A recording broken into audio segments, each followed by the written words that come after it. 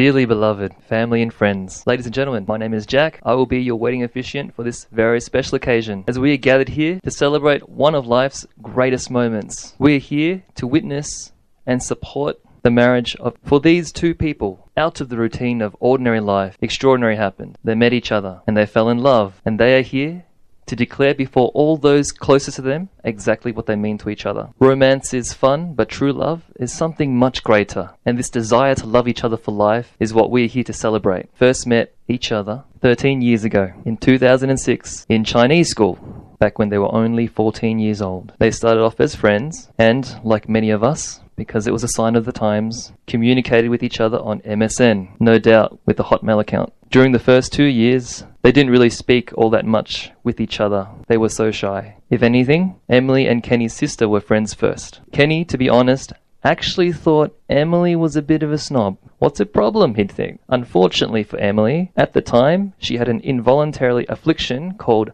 RBF. If people don't know you, they tend to steer clear of you. One person in the crowd got that. You can ask her what that means. Over time, their feelings for one another grew, and they had those awkward conversations only teenagers can endure. I think I like you. Are you serious? No, I'm just kidding. No, but seriously, are you serious? Between VCE, year 11 and 12, they became official. Emily's parents' initial impression of Kenny was that of all things, gratitude. Thank you, young man, for being normal and nice and a good boy. Kenny's parents' initial impression was, why is Emily so dark? What's with her tan?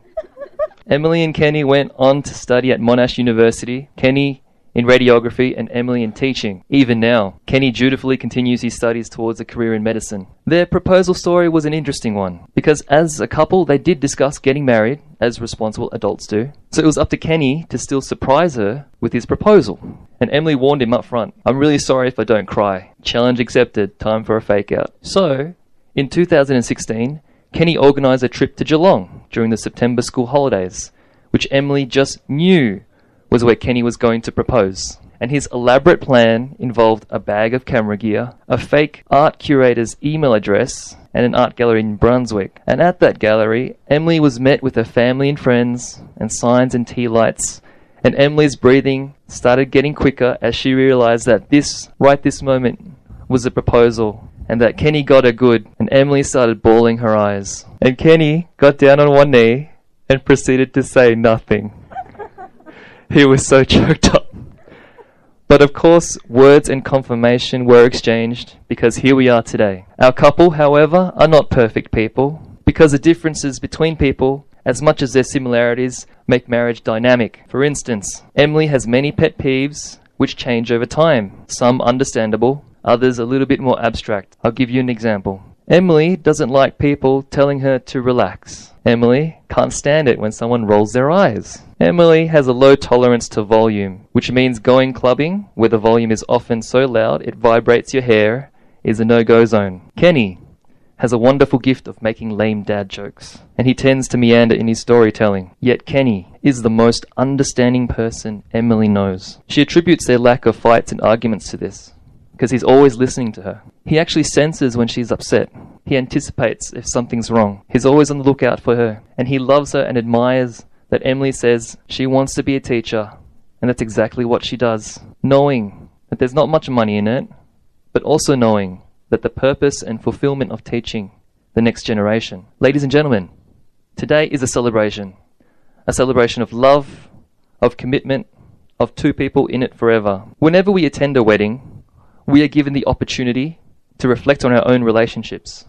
We might look at Emily and Kenny and be tempted to compare their love to the quality of our own relationships.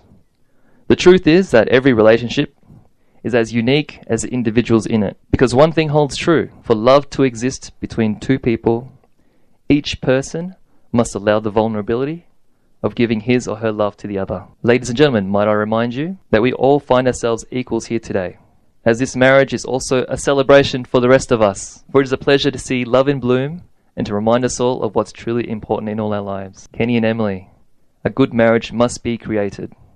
In marriage, the small things are going to be the big things. Never be too old to hold hands as you do today and say I love you at least once a day. Never go to sleep angry, and be able to forgive and forget and allow each other to grow. Most importantly, remember this. It's not only marrying the right person, it's in being the right partner. This lesson is a lesson you'll learn throughout your years together. We will now proceed with the exchanging of the rings. If so, whomever objects to this wedding, you may speak now or forever hold your peace. I didn't think so. And Kenny, place a ring on the tip of finger. I'm going to ask you a question. Kenny, do you take Emily to be your wife? I do. Do you promise to love, honour, cherish and protect her, forsaking all others until the very end of your days together? I do. And with that, place a ring upon her finger. Emily, I'm going to ask you the same question. Do you take Kenny to be your husband? I do. Do you promise to love, honour, cherish and protect him, forsaking all others until the very end of your days? I do. And with that, your bounds are sealed. Now, ladies and gentlemen, it's all very well for me to ask them how they feel about each other.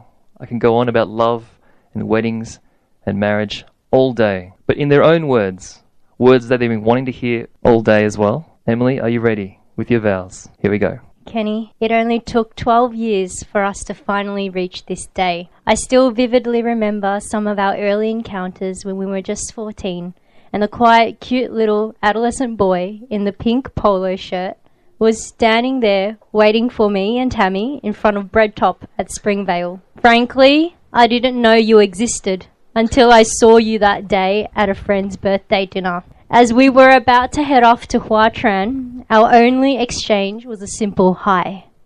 But throughout the evening, I remember stealing a few glances at you, wondering why you weren't wearing teeny bopper bape shirt tops like the rest of us cool kids were. You don't know this, but this was all happening whilst I was trying to get over my first breakup, who also happened to be there. But little did I know that the guy I was going to marry was just sitting across from the Asian noodles and stir fries. After acknowledging your existence over some new age flirting on MSN Messenger, I'm glad we made it official. A lot has happened since then. We grew up together and essentially have become the same person. And ever since, we haven't been able to stop spending every ounce of free time we have together. I think we will be codependent for life. I hope that's okay with you. Thank you for giving me credit, even when I haven't earned it. For example, all the times you've cooked most meals but still praise me for my salad dressing. But hey, someone has to be the good sous chef, right? Thank you for always letting me be selfish by allowing me to make all the decisions. For example, letting me choose your meal at restaurants, just in case mine's not to my liking. And letting me choose all the house decor, setting aside preferences of your own. But let's be honest though, I mostly always make the right decisions. Thank you for always tolerating my cheaty moments of indecision and for taking me to my second home, Chadstone, every week to make exchanges or returns as a result of this incessant inability to be satisfied with my own purchases. Now, to answer the question on everyone's mind, why do I love you? I love you because you think your ankles can tell whether or not it will rain. I love that you think your puns or jokes are clever, including those on the bomboneries our poor guests will be receiving today. I also love that you believe your painstakingly long stories are interesting when in reality they don't get to the point quick enough. I love that you want to smoke everything, as in the cooking smoke, anything, including ice cream. And I love how creative you think your ideas are when they're actually just unrealistically ambitious. But despite all of your outrageousness, I am appreciative that you are rarely outraged with me and my flaws. The only times I have to experience your rage is your serious road rage and your hanger, which can be quite brutal sometimes. I admire your dedication to your lifelong passion of helping people and your humble nature. I am so incredibly lucky to have someone so understanding in my life, who will not only empathize with my feelings, but make the effort to change, compromise, and make sacrifices so that I can be happier. I still can't believe you were willing to drive us back to Melbourne after just arriving at Camperdown, ready to begin your week, just because I forgot to bring my art supplies down. Unlike me, you're an amazing listener. You are patient enough to hear me complain and whinge repetitively and across numerous days without taking it personally. Thank you for doing so much for me, cooking me delicious meals ready as soon as I get back from work, and then insisting to clean afterwards too. You do all of this and more, even when you have your hands full. I can't believe I was able to find you so quickly and so easily. I know I am blessed because I have you.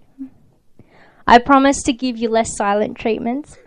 I promise to share my travels with you more and spoil you as much as you spoil me.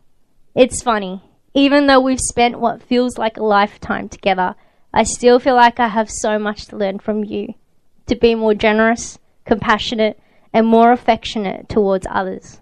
I also promise to listen more attentively to your boring stories. I love you so much. I call upon the person here present to witness that I, Emily Vong, take you, Kenny Lee, to be my lawfully wedded husband. Can you top that, Kenny? Can you top that, Kenny? Can we just call it? Let's see what you got, Kenny. To my best friend. They say the best things in life don't come easy. So how do you sell the easiest and best 12 years of companionship if it doesn't sound like a Taylor Swift song? We were both young when I first saw you.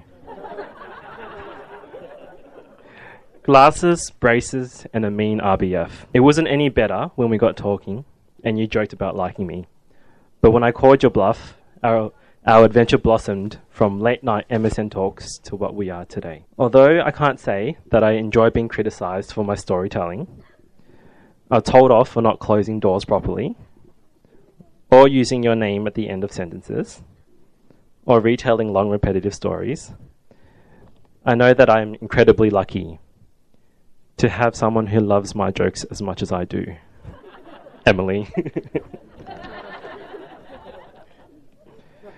It's truly a blessing that my biggest problem in our relationship is that I need to remind myself to pause and appreciate how good things are. I'm not embarrassed to say that I treasure our love story like the center of the universe. Although my career's goals and dreams have had changes, surprises, and disappointments, having you by my side has always been the constant. You enrich and give purpose and meaning to each turn on this journey. Some may say that I'm lucky to have and to achieve all the things I have, but they're wrong. It's because I have you. More than anything, we are partners together because we want to. And so the wins in life are better because I get to come home and tell you about them, and the lows are more tolerable with your hand to hold. In the darkest moments, you are my safe and sound, and I know that I can always rely on you to piece me back together. Although I can't promise that I'll always be patient waiting for you to choose a parking spot, I do promise that I'll put chicken stock in everything, make monkey talk,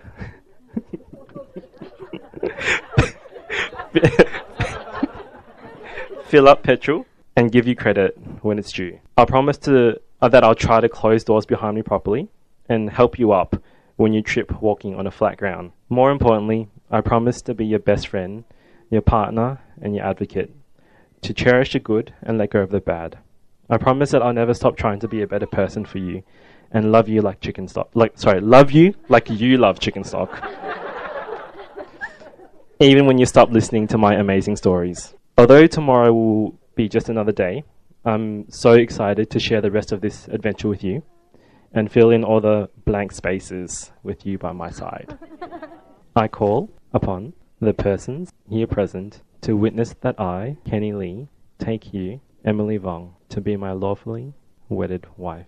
And with that, your vows are sealed. Although I am interested to hear more about this monkey talk, as a few people here in the crowd does as well. Ladies and gentlemen, as we come to the conclusion of our civil ceremony, I want you all to remember this. To make your relationship work will take love. Love is the core of your marriage. It's why you're here today, why all your family and friends are here to support you today. It will take trust to know that in your hearts you truly want what is best for the other person. It will take faith to go forward together without knowing exactly what the future may hold. And of course, it will take commitment to hold true to the journey you have both pledged to one another today. May your best years be those yet to come.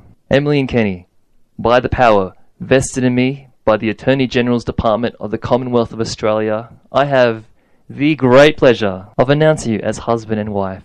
You may now kiss as husband and wife. Ladies and gentlemen, please put your hands together for Kenny and Emily! Alright folks, it does feel like the end, but not quite yet. We are just before the finish line. Kenny and Emily still have to sign their marriage registry.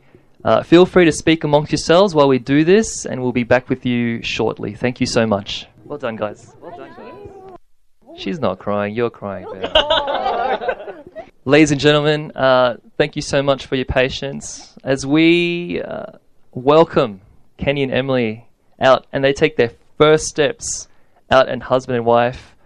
Be there to support them. Be there because you weren't only here as witnesses, you're here to hold them accountable to their marriage. So, are you guys ready? Let's walk you guys out. You guys are husband and wife. Ladies and gentlemen, make some noise. Kenny and Emily.